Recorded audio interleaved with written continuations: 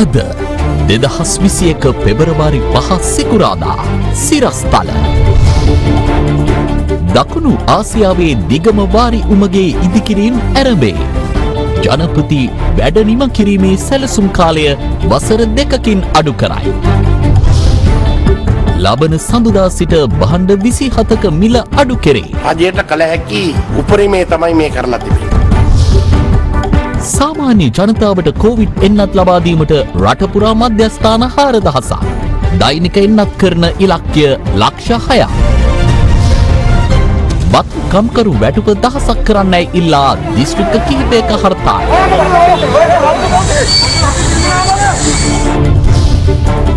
ජලගැලුම් නිම්න ජාතික වනෝද්‍යානයේ මහා වන සංහාරය. ශ්‍රී ලංකා ක්‍රිකට් ක්‍රීඩාවේ දියුණුවට තාක්ෂණික උපදේශක කමිටුවක්. සභාපති Aravinda. සිරස්තල. Is Other Therana Prime Time with Naomi Fernando and Sanka Amrajit. Live from Studio 24 in Colombo. ආයුබෝවන් ඔබ අදත් එක්වන්නේ ශ්‍රී ලංකාවේ අංක 1 සහ විශ්වසනීයම පුවත් විකාශය අද දෙරණ 6:55 සමගින්. දකුණු ආසියාවේ දිගම වාරි උමගේ ඉදිකිරීම් කටයුතු අද ජනාධිපති ගෝඨාභය රාජපක්ෂ මහතාගේ ප්‍රධානත්වයෙන් ආරම්භ කෙරුණා. ඒ අනුරාධපුර පළුගස්වැව මහම්ගස්වැව ප්‍රදේශයේදී මෙරට වාරි පද්ධති යලි නගා සිටුවීම සඳහා වාරි සෞභාග්‍යයන් නමින් වැඩපිළිවෙලක් ජනාධිපති ගෝඨාභය රාජපක්ෂ මහතාගේ සෞභාග්‍ය දැක්ම ප්‍රතිපත්ති ප්‍රකාශය මගින් යෝජනා කෙරුණා. අධීර 3කින් සමන්විත මහවැලි ජල සුරක්ෂිතා ආයෝජන වැඩසටහන එහි එක් ව්‍යාපෘතියක්. උතුරු මැද පළාත් මහ ඇල සංවර්ධන ව්‍යාපෘතිය එහි පළමු අධීර වන අතර වයඹ ඇල ව්‍යාපෘතිය එහි දෙවෙනි අධීර යටතේත් මිනිපේ වම් ඉවුරු ඇල පුනරුත්ථාපනය තුන්වන අධීර යටතේත් සිදු කෙරෙනවා. ඒ අනුව දැනටමත් වැඩ ආරම්භ කර ඇති උතුරු මැද පළාත් මහ ඇල සංවර්ධන ව්‍යාපෘතියේ කිලෝමීටර 28ක දිගින් යුත් භූගත ඇල මාර්ගයේ ඉදිකිරීමේ කටයුතු අද ආරම්භ වුණේ ජනාධිපති ගෝඨාභය රාජපක්ෂ මහතාගේ ප්‍රධානත්වයෙන්. ජනාධිපතිවරයා ගුවනින් පැමිණි අවස්ථාවේදී ප්‍රදේශයේ පාසල් දරුදරියන් එම ස්ථානයට රැස්ව සිටි අතර එහිදී ඔහු සුහද පිළිසඳරක නිරත වුණා. අනතුරුව සමරු ඵලකයේ විවෘත කිරීමේ අවස්ථාවට ජනාධිපතිවරයා එක් වුණා. මහා උත්තරීතර වටිනාකම් රාශියක් ශ්‍රී ලංකා ප්‍රජාතාන්ත්‍රික සමාජවාදී ජනරජය අධිකාරී ජනාධිපතිතුමාගේ සොරතින් ඒ සමරු ඵලකය දැන් නිරාවරණය කෙරුණා. දැනට හදලා තියෙන මේ ටික වෙනවා රියල් මොරගාගන්න ඩෑම් එකේ ඉඳලා කිලෝමීටර් කමාරකට අඩියල් කරලා තියෙනවා. ඇල මාර්ගයේ ඉදිකිරීම සනිටුහන් කරමින් පළමු පස් පිඩැල්ල කපනු ලැබුවේද ජනාධිපතිවරයා විසින්. වැව්බන්දි රාජ්‍යයට ජලය රැගෙන යන මහ ඇලේ ඉදිකිරීමයි දැන් අධිකාරී ජනාධිපතිතුමාගේ සොරතින් ආරම්භ කරනු ලැබුවේ. මෙම ව්‍යාපෘතිය යටතේ කළුකංග ජලාශයෙන් හා මොරගහකන්ද ජලාශයෙන් ලබා ගන්නා ජලය අනුරාධපුර හා පොළොන්නරු දිස්ත්‍රික්කවල පිහිටි මහවැව් 7කට සැපයන අතර එමගින් වාරි හා පානීය ජල අවශ්‍යතා සපුරාලීමට හැකි වෙනවා. එහි පළමු අධීර නිමවීමෙන් පසු කුඹුරු හෙක්ටාර 12250කට වාරි ජලයත් වාර්ෂිකව කියුබික් මීටර මිලියන 32ක පානීය ජලයත් සැපයීමට නියමිත අතර ඉන් ප්‍රතිලාභ ලබන පවුල් සංඛ්‍යාව 25000ක්. මෙම අධීර වසර 6කින් වැඩ නිම කිරීමට නියමිතව තිබුණත් ජනපතිගේ උපදෙස් මත එය වසර 4කදී වැඩ නිම කිරීමට සැලසුම් කර ඇති අතර ඒ සඳහා වැය කෙරෙන මුදල ඇමරිකානු ඩොලර් මිලියන 244ක්. මෙම ව්‍යාපෘතියේ මංගල පස් පිඩැල්ල කැපීමෙන් පසු ජනාධිපතිවරයා එහි සමාරම්භක උත්සවයටද සහභාගී වුණා. තවත් ඉදිරියට උතුරේ විශාල ජන කොටසක් ජල පිපාසය නිවන්න වවුනියාව හරහා ඉරණ මඩුව දක්වා මේ ව්‍යාපෘතිය ක්‍රියාත්මක වෙනවා. උපන්දා සිට ආස දේශ බලාගෙන සිටි රජරට ජනතාවගේ කඳුළු කතාව 4 වසරකින් සම්පූර්ණයෙන්ම අවසන් වෙනවා. අද මොරගහකන්ද ජලාශය ඉන්පසු ඉදිවෙච්ච 2005 පස්සේ ඉදිවෙච්ච කළුගඟ ජලාශයත් අද මේ මොහොත වෙනකොට ජලය පිටාර. අපි මේ මොහොතේ මේ වැඩ පටන් ගන්නේ ඒ සුබ නිමිතිත් එක් කරගෙන. අපගේ වාරි මාර්ග අමාත්‍යාංශයෙන් ලංකා පුරා ඉදිරි වසර 5 තුල ග්‍රාමීය වැව් 5000ක් ප්‍රතිසංස්කරණය කර වැව පාදක කොටගත් සමෘද්ධිමත් ග්‍රාමීය ආර්ථිකයක් ඇති කිරීමේ සහ වැව ආශ්‍රිත සංස්කෘතිය යලි පුදු කරවීමේ දැවැන්ත වැඩසටහනක් ක්‍රියාත්මක කරනවා. මේ 2021 වසරේ ඉලක්කය ආවම වශයෙන් වැව් 1000ක් හදන්න. රටේ සියලු ජනතාවට කොවිඩ් එන්නත් ලබා දීම සඳහා මධ්‍යස්ථාන 4000ක් ස්ථාපනය කරන බව කොවිඩ් පාලන කටයුතු රාජ්‍ය අමාත්‍ය වෛද්‍ය සුදර්ශනී ප්‍රනාන්දුපුල්ලේ මහත්මිය පවසනවා. ඇය ප්‍රකාශ කළේ මාර්තු මාසයේ ආරම්භන එන්නත් කරණයේදී දෛනිකව පුද්ගලයන් ලක්ෂ 6ක පමණ පිරිසකට එන්නත් ලබා දෙන බවයි. මේ අතර ඊයේ දිනේදීත් කොවිඩ් ආසාදිතින් 706 දෙනෙකු සහ කොවිඩ් ආසාදිත මරණ 7ක් මෙරටින් වාර්තා වුණා.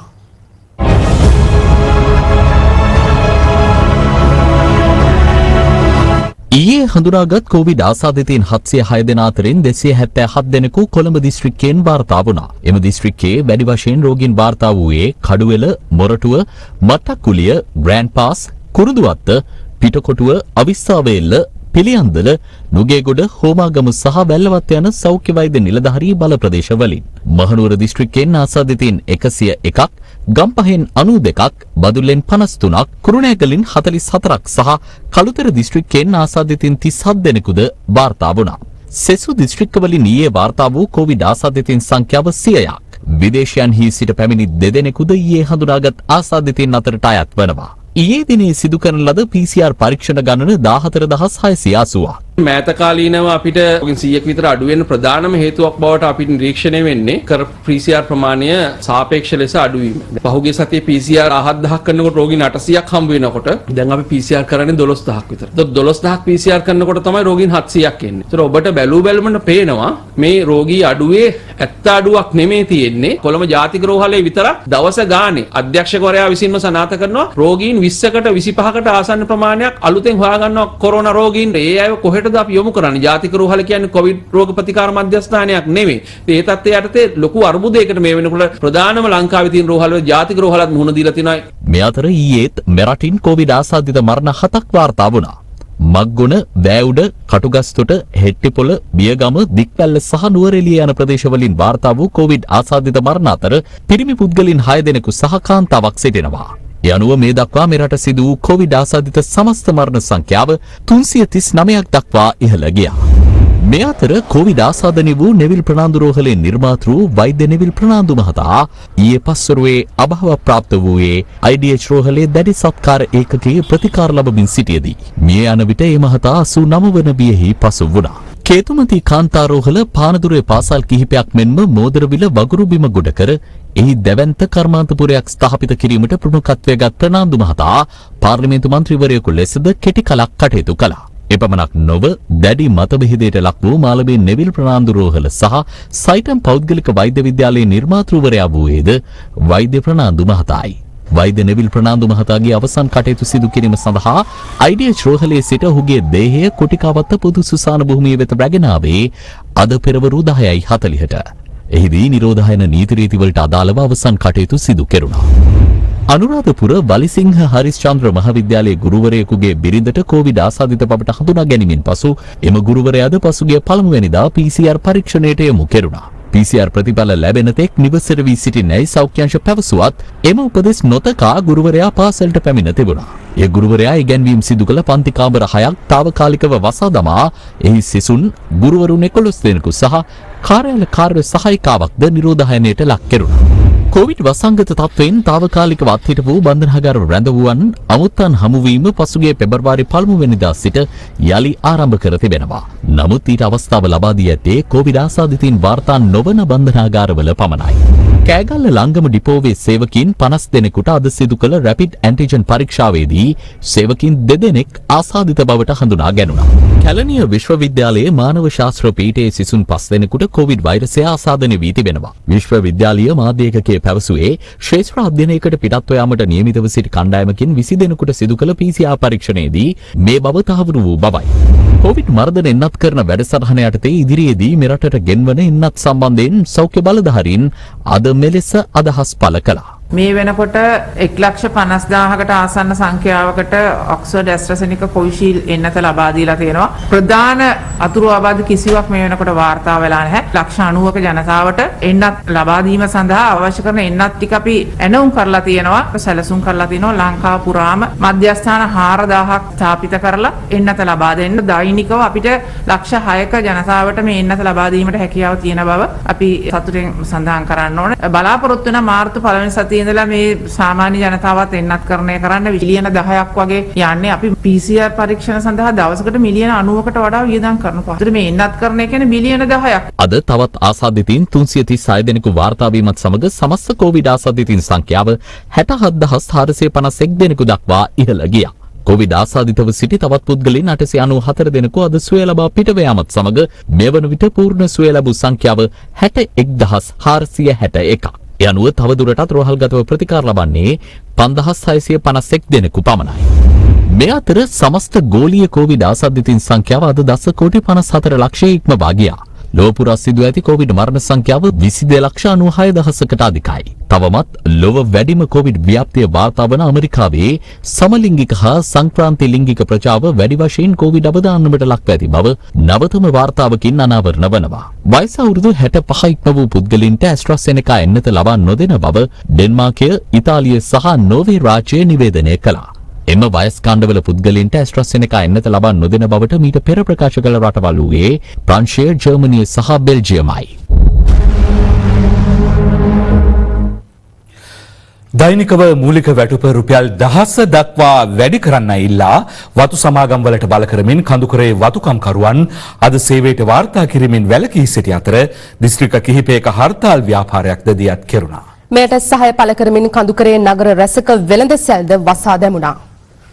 දෛනික මූලික වැටුප රුපියල් 10,000ක් ඉල්ලා වතුකම්කරුවන් ආරම්භ කළ හර්තාල් ව්‍යාපාරය ලංකා කම්කරු කොංග්‍රේසය විසින් සංවිධානය කර තිබුණා. ඒ අනුව හැටන්, බගන්තලාව, නොවුඩ්, මස්කෙලිය, කොටගල සහ තලවකලේ ඇතුළු කඳුකරේ සියලුම වෙළඳ සැල් වසා දමා තිබුණේ හර්තාලයට සහාය පළ කරමින්. දැන් කියනවා අපි මේ කම්පැනිද කතා කරනවා කියලා. දැන් පාර්ලිමේන්තුවේ මේ අග්‍රාමාත්‍යතුමාත් කිව්වා රුපියල් 10 ජනවරි 1 වෙනිදාට දෙනවා කියලා. කොහෙත් නැහැ. 12,250 තමයි මාසෙම වැඩ කරුවොත් මට අතට හම්බ වෙන්නේ. ආල් 100යි, පිටි 100යි, සීනි 150යි. ඒම බලනකොට මුකුත්ම ගන්න බෑ නෑ. අප වාර්තාකරු පැවසුවේ වතු ආශ්‍රිත පාසල් අද දින ක්‍රියාත්මක නො වූ බවයි. ඇතැම් දමිළ පාසල්වල ගුරුවරුන් හර්තාලයට සහාය දැක්වීමට අසනීප නිවාඩු දමා සේවයට වාර්තා කිරීමෙන් වැළකී සිටියා. එබැවින්ම වතුකරේ කෙටිදුර ධාවනයේ යෙදෙන පෞද්ගලික බස් රථද ධාවනයෙන් ඉවත් වුණා.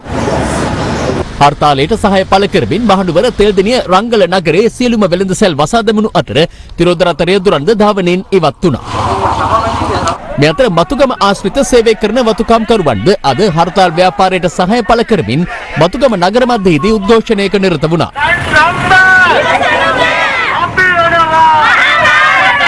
මේ අතර ඊයේ හාලියල රොසට් වතුයායේදී රැස් වූ සමස්ත ලංකා වතුකම්කරුවන්ගේ සංගමය ගැටලුව සම්බන්ධයෙන් ජනතාව දැනුවත් කළා. රාජපක්ෂ මහත්තුරු දැන් ආණ්ඩුව අරගෙන අවුරුද්දයි මාස 3ක් වෙනවා. තව මේ කට්ටියටම අවුරුදු 3යි ගාණක් ඉතුරු වෙලා තියෙන්නේ. දැන් පොරොන්දු ඉෂ්ට වෙලා නැහැ. ජනාධිපතිකමට ඉල්ලනකොට හාල් කිලෝ එක තිබුණේ රුපියල් 60ක් 70ක් වෙන්න. රුපියල් 70යි 80කට වගේ සීනි කිලෝ එක තිබුණේ. දැන් ඒක 100 ගානට ගිහිල්ලා තියෙනවා. පොල් ගෙඩියක් තිබ්බ රුපියල් 50යි 60යි වගේ තිබුණේ. දැන් ඒක 80යි 90යි 100යි 110යි දක්වා ගිහිල්ලා තියෙන්නේ. එදා 1000 ඉල්ලුවට ඒකේ වටිනාකම අඩු වෙලා තියෙන්නේ. එහෙනම් හරි විදියට නම් මේ වතුකරේ ජනතාවට 1000 හරියන්නේ නැහැ. ඉතින් මේ දුප්පත් වතුකම් කරු ජනතාවගේ කරකට මත වෙච්ච අත්වල තියෙන කතිර ටික ඒ කට්ටිය ගන්නවා බලයට යනවා. හැබැයි වෙච්ච පොරොන්දු ඉෂ්ට කරන්නේ නැහැ.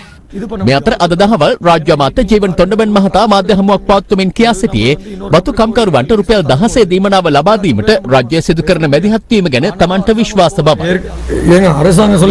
මම රජය ඇමති කෙනෙක්. මම මේ වගේ කම්පැනි වලට එරෙහිව නැගී සිටිනවා කියන්නේ රජය අපිට උදව් කරනවා කියන එක නේද? මේ ගැන ජාත්‍යන්තරේ පවා දැනගෙන තිබෙනවා. PSI වෘත්තීය සමිතිය හරහා රටවල් 8ක සහාය අපිට දැන් ලැබිලා තියෙනවා. ජනාධිපතිතුමා අපිට දෙයි. ඒක විශ්වාස තියෙනවා ලංකා කංකරු කොංග්‍රස් අපිට විශ්වාස තියෙනවා. මේ පෙබරවාරි මාසේ වැටුපට රුපියල් 1000 හම්බ වෙයි. නේ ඒක තමයි සාකච්ඡාව තියෙනවා සඳුදාක් තියෙනවා. සඳපාත් එකද තියෙන්නේ. මේ වේජස් බෝඩ් එකට දානවා මේ රුපියල් 1000 ගන්න කංකරු ඇමතුමා කියලා තියෙනවා. එදාට සාකච්ඡා කරලා අපි ගියේ.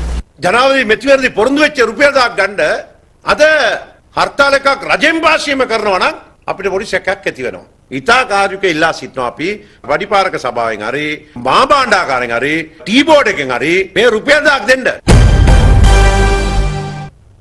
ලබන සඳුදා සිට භාණ්ඩ 27ක මිල පහළ දැමීමට තීරණය කර ඇති බව වෙළඳ අමාත්‍ය ආචාර්ය බන්දුල ගුණවර්ධන මහතා පවසනවා. වෙළඳ අමාත්‍යාංශයේ පැවති මාධ්‍ය හමුවකට එක්වමින් අමාත්‍යවරයා සඳහන් කළේ මෙම භාණ්ඩ සතොස සමූපකාර සහ කියු ෂොප් වෙළඳ සැල් ජාලා තුලින් ලබාගත හැකි බවයි.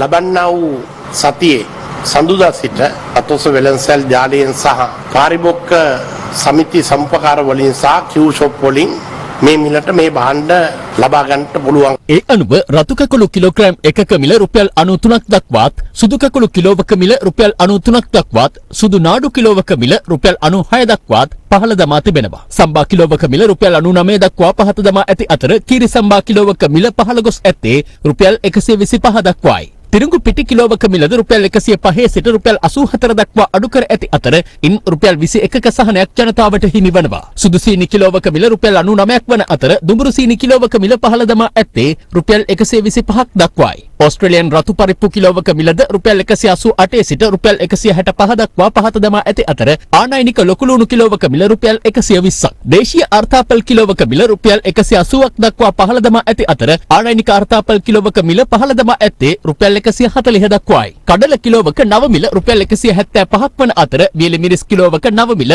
රුපියල් 495ක් දක්වා පහළ දමා තිබෙනවා. දේශීය ටින් මාළු මිලද රුපියල් 240 සිට රුපියල් 220 දක්වා පහත දමා ඇති අතර ආනයනික ටින් මාළු මිල පහළ දමා ඇත්තේ රුපියල් 280 සිට රුපියල් 265 දක්වායි. ආනයනික හාල් මැස්සන් කිලෝවක මිලද රුපියල් 700 සිට 575 දක්වා පහළ යනු ඇති. රජයේ නව තීරණය යටතේ සමසහිත කුකුළු මස් කිලෝවක මිලද රුපියල් 430 සිට රුපියල් 400 දක්වා පහළ යනු ඇති. රුපියල් 380ක මිලක් පැවති කිරිපිටි ග්‍රෑම් 400 පැකට්ටුවක් නව මිලගඩන් අනුව අලෙවි කරනු ලබන්නේ රුපියල් 355ක මිලකටයි. මීට අමතරව ලුණු, සෝයා තෙල්, රෙදි සෝදන සබන්, සුවඳ සබන්, විෂ බීජනාශක දියර සහ මුඛ ආවරණද අඩු කරන ලද මිල ගණන් වලට යටත් වනු ඇති. ඉදිරි මාස 3ක් සිංහල දෙමළ අවුරුදු අවසන් වෙන තෙක් මේ ස්ථාවර මිල පවත්වාගෙන ගියොත් මේ රටේ පාරිභෝගික ජනතාවට සාමාන්‍යයෙන් අසාමාන්‍ය සහනයක් රජයට කළ හැකි උපරිමේ තමයි මේ කරලා තිබෙන්නේ. මේ මාස 3ට මේ මිල වෙනස් වෙන්නේ හේතු දෙකක් නිසා. අලුතෙන් බදු පැනවීමක් වුණොත් මේ මිල වෙනස් වෙනවා. දෙක අපිට පාලනය කළ නොහැකි ලෙස විනිමය අනුපාතය වෙනස් වුණොත් මාසයකට පසු මේ මිල වෙනස් වෙනවා. අපි බලාපොරොත්තු වෙන්නේ මින් ඉදිරියට ගැසට් මගින් මිල පාලනය කරන්න බොහෝ භාණ්ඩවල එහෙම ප්‍රශ්නයක් තියෙනවා. විවෘත වෙළඳපොලේ හුඟක් අධික මිල ගණන් වලට මේ භාණ්ඩ අලෙවි වෙනකොට අපෙන් අරන් ගිහිල්ලා ඊට වඩා වැඩි ගානකට අලෙවි කරන්න ඉඩ තියෙනවා.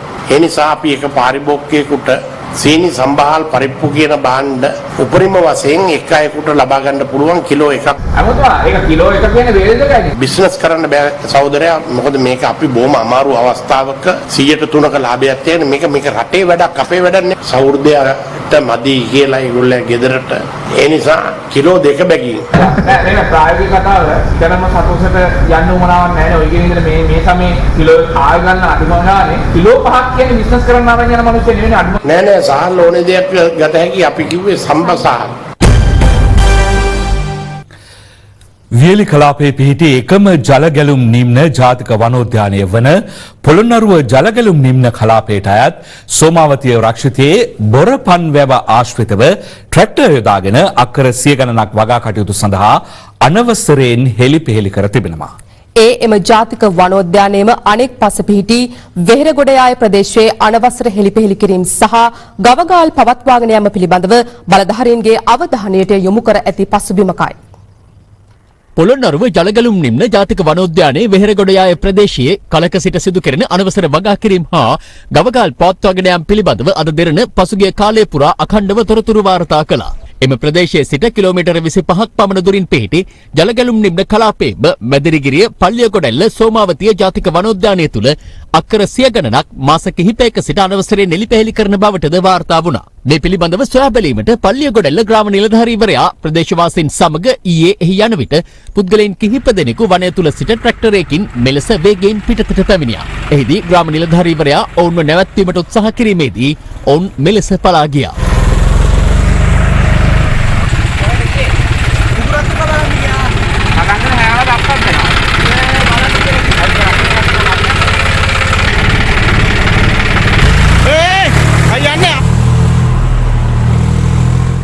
අනතුරුව ජලගැලුම් නිම්න කලාපයේ වෙත විවිධ බාධක මැද්දේ ඇතුළු වූ විට බොරපන් වැව හා විල්ලු ආශ්‍රිත භූමිය ට්‍රැක්ටර් ඇතුළු යන්ත්‍ර යොදා විනාශ කර ඇති අයුරු මෙලෙස දක්නට ලැබුණා.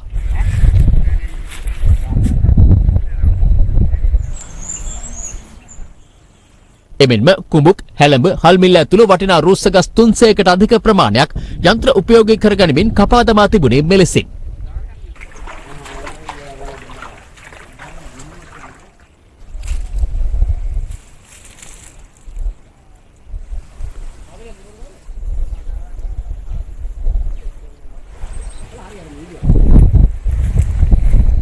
එමෙන්ම ට්‍රැක්ටර් යොදාගෙන වගා කටයුතු සිදු කිරීම සඳහා අක්කර 100 ගණනක් මෙලෙස අනවසරයෙන් සකසා තිබූ අතර මේ පිළිබඳව පල්ලියගොඩැල්ල ග්‍රාම නිලධාරීවරයා විසින් මැදිරිගිරිය සහ සෝමාවතිය වනජීවී නිලධාරීන්ට දැනුම් දෙනු ලැබුවා. එවිලා බලනකොට සුංගාවිලේ ඉන්න දෙන්න තුන් දෙනෙක් ඇවිල්ලා ට්‍රැක්ටරේ ඇවිල්ලා හැවා. අපි කුඹුරු ටිකක් අල්ලනවා කියලා මට කිව්වා. කෙලේ හැමතැනම කපලා තියෙනවා. රැයට කපනවා, උදේට යනවා, කවුද කැපුවේ කින්ද මන්ද කියලා අපිට හොයාගන්න බෑ. ග්‍රාමාධිකාරිතුමා මගින් වනජීවියට දන්නවා. මේකට අඩි පියවරක් ඔබතුමාලා ගන්න ඕනේ. වීලි කලාපයේ පිහිටි එකම ජලගැලුම් නිම්න ජාතික වනෝද්‍යානය විවිධ පාර්ශව විසින් අනවසරයෙන් එළිපෙහෙළි කිරීම නවතා එය ආරක්ෂා කර ගැනීමට යොහුසුලුව කටයුතු කිරීම බලධාරීන්ගේ වගකීම නොවන්නේද? ඉන්දියාවේදී මියගිය බවට සැලකෙන සංවිධානාත්මක අපරාධ කල්ලි සමාජික අංගොඩ ලොක්කාගේ මරණය නිවැරදිව තහවුරු කර ගැනීම සඳහා ඉන්දියා ආරක්ෂකාංශ ශ්‍රී ලංකාවේ සහාය ඉල්ලා තිබෙනවා. යනුව අංගොඩ ලොක්කාගේ සමීපතම ඥාතියෙකුගේ DNA සාම්පල ඉන්දියා ආරක්ෂකාංශ වෙත ලබා දීමට නියමිතයි. 2017 වසරේ කළුතර බන්ධනාගාර බස් රථයකට වෙඩි තැබීමේ සිද්ධියට ඇතුළු අපරාධ රැසකට සම්බන්ධ මද්දුම ලසන්ත පෙරේරා හෙවත් අංගොඩ ලොක්කා එම වසරේදී ඉන්දියාවට පලා ගොස් තිබූ අතර ඔහු එරටදී මිය ගොස් ඇතැයි ඉන්දිය පොලිසිය අනාවරණ කර තිබුණා. මේ සම්බන්ධයෙන් මෙම මරණය සිදුවී ඇති බවට ඉන්දියානු ජාතික විමර්ශන ඒකකයේ මගින් සනාථ කර ශ්‍රී ලංකාවේ ඉන්ටර්පෝල් ශාඛාව වෙත දැනුම් දී තිබෙනවා. එය නිසැකවම ජීව විද්‍යාත්මක සාක්ෂි අනුව තහවුරු කර ගැනීම සඳහා අදාළ මියගිය පුද්ගලයා අංගොඩ ලොක්කා නැමැති පුද්ගලයාගේ ළඟම ඥාතියාගේ DNA සාම්පලයක් ඉන්දියාව වෙත එවන ලෙසට දැනුම් දී තිබෙනවා. දැනට මේ සම්බන්ධයෙන් අපරාධ පරීක්ෂණ දෙපාර්තමේන්තුව අධිකරණමය ක්‍රියාමාර්ග ගනිමින් අදාළ DNA සාම්පලය ඔහුගේ ළඟම ඥාතියාගෙන් ලබාගෙන ඉන්දියාව වෙත යැවීමට කටයුතු කරමින් පවතිනවා. මේ අතර විදේශ රටවල සැඟවී සිටින මෙරට අපරාධකරුවන් සොයා විශේෂ බුද්ධි මෙහෙයුමක් පොලිසිය දියත් කර තිබෙනවා. ධර්මසිරි කියන පුද්ගලයා දුබයි අත්අඩංගුවට පත් වුණා. ඔහු මේ වන විට අත්අඩංගුවෙන් මිදී පලා ගොස් ඇති බව වාර්තා වෙන සත්‍යතාවයක් කියනවා. ඒ අත්අඩංගුවට ගැනීම අපිට තාම මෙතෙක් වාර්තා වෙලා නැහැ. ඒක මාධ්‍ය තුලින් තමයි අපිට වාර්තා වුණේ. නමුත් ඒ සම්බන්ධව දැනට වෙනමම මේ සියලුම විදේශගතව ඉන්න අපරාධකාරීවන් සම්බන්ධව විශේෂ මෙහෙයුම් බුද්ධි මෙහෙයුමක් මේ වන විටත් සිදු වෙමින් පවතිනවා. පොලිසිය සහ තාරක පංචිපාණ නිර්මාණ සම්බන්ධයෙන් දැන් කතාබහට ලක් වෙන පහුගිය කාලේ ඔවුන් සම්බන්ධයෙන් විමර්ශන ගැන කතා කරලා දැන් කතාබහට ලක් කරන ඔවුන්ගේ තීන්දුව සඳහන් දැනට ඔවුන් සම්බන්ධව ඒ විමර්ශන කටයුතු එකක්වත් අඩාල වෙලා නැහැ. ඉතා හොඳින් විමර්ශන කටයුතු කෙරීගෙන යනවා. ඔවුන් ඉතාමත්ම ආරක්ෂිත බන්ධනාගාරවල නියම සිරකරුවන් හැටියට දැන් ඉන්නවා. ඔවුන් ඉස්සල්ලා සැරේ ඉස්සර හිටිය සිරකරුවන් හැටියට වැඩි ව්‍යාපාරිකයින් හැටියට දැන් ඔවුන් සිරකරුවන් හැටියට ඉන්න එක තමයි කතා නැත්තේ. පසුගිය වසර කිහිපයේදී කැපවී වර්ධනය කරගත් ප්‍රජාතන්ත්‍රවාදී ව්‍යුහය ආපස්සට ගෙන යාමෙන් වළකින ලෙස එක්සත් ජාතීන්ගේ මානව හිමිකම් විශේෂඥයින් ශ්‍රී ලංකා බලධාරීන්ගෙන් ඉල්ලීමක් කරනවා. මේ අතර එක්සත් ජාතීන්ගේ මානව හිමිකම් කොමසාරිස්වරිය ශ්‍රී ලංකාව සම්බන්ධයෙන් සකස් කළ වාර්තාව සහ කවුන්සිලේ 46 වන සැසිවාරය සම්බන්ධයෙන් අදත් පාර්ශ්ව කිහිපයක් අදහස් පළ කළා.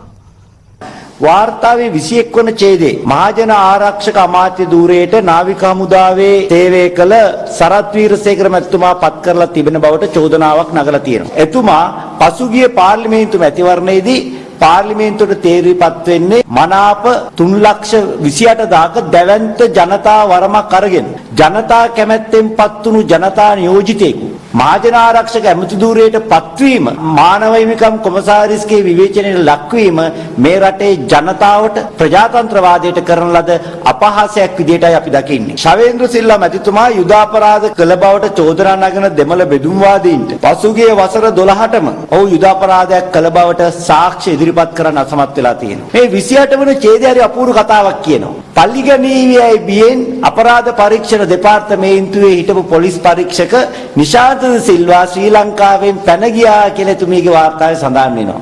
අතුරුදාන් වුණු පුද්ගලයෙක් මෙතෙක් හෙළි නොකර රහසක් මානව හිමිකම් කොමසාරිස් නෝනා දන්නවා. ජගත් මානව හිමිකම් කොමිසමේ කරන ප්‍රකාශ ඒ නිර්දේශ වලින් වාසිය අරන් තියෙන කවුද අනිත් පැත්තට? ජාතිවාදී. ඒ රටේ ජනතාවගේ ඇත්ත ප්‍රශ්න උඩට එන්නේ නැති මං කියන්නේ ඔය ජගත් මාන හිමිකම් කොමිසමේ කට්ටියයි මේ ආණ්ඩුව වල කට්ටිය අතර එකඟතාවයක් තියෙනවා කියලා මට නම් පේනවා. අවුරුද්දකට සැරයක් මාර්තු මාසෙ කිට්ටු වෙනකොට ඒගොල්ලෝ වාර්තාවක් දැම්මම මේගොල්ලෝ එකකින් යැපෙනවා. ඉතින් ඔය නාට්‍ය අපි අවුරුදු කීයක් බලලා තියෙනවද දැන්? මංගල සමරවීර විදේශ ඇමතිතුමා රනිල් වික්‍රමසිංහ මෛත්‍රීපාල සිරිසේන ආණ්ඩුව නියෝජනය කරමින් ජිනීවා ගිහලා මොකද කළේ? මේ රටේ රණවිරුවට එරෙහිව විදේශ රාජ්‍යයක් විසින් ගෙනාපු යෝජනාවට සමාන උග්‍රහයකත්වයක් දැක්වුවා. මෙන්න ප්‍රශ්නේ. ඒ ප්‍රශ්නේ තමයි මේ නැවත දිගින් දිගට දුර දිග යමින් තිබෙන්නේ. මහින්ද රාජපක්ෂ ජනාධිපතිතුමාගේ රජය මැක්ස්වෙල් පරණගම කොමිසම පත් කළා. ඒ කොමිසමේ දෙවෙනි බලාධිකාරිය යටතේ ජාත්‍යන්තර යුද අපරාධ විශේෂඥයින්ගේ වාර්තාවන් තමයි කැඳෙව්වේ.